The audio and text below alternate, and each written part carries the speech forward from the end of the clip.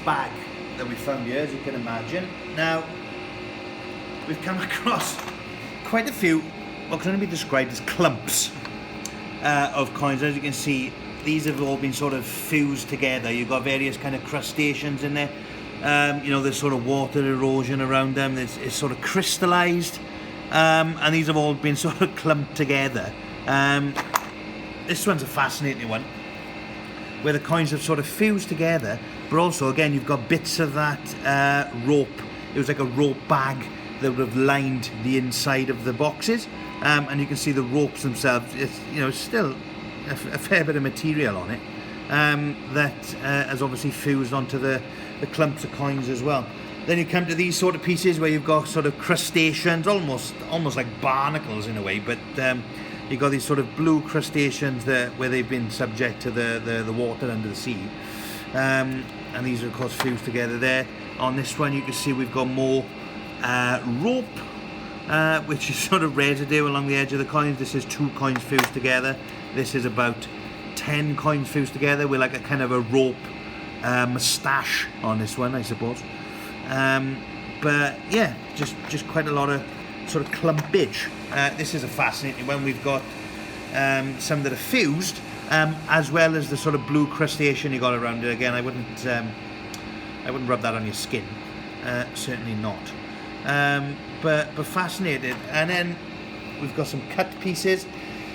We would imagine that as these were intended for bullion use, that they would have cut a lot of these at source.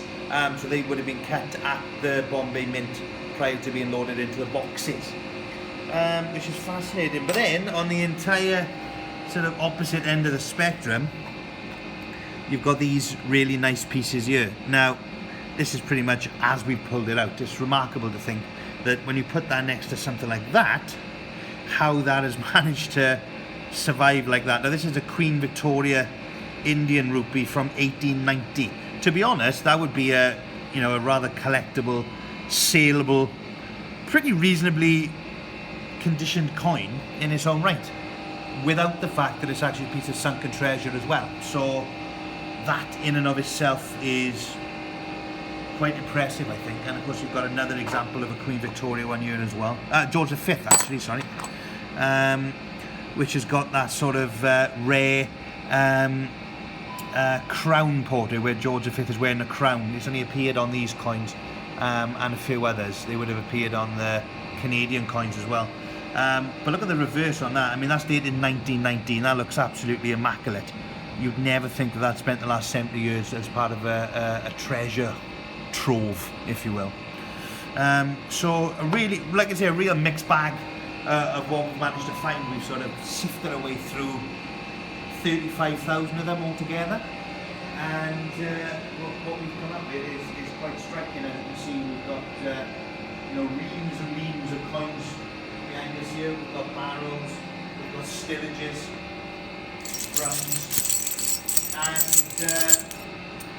yeah, really nice mixture of stuff.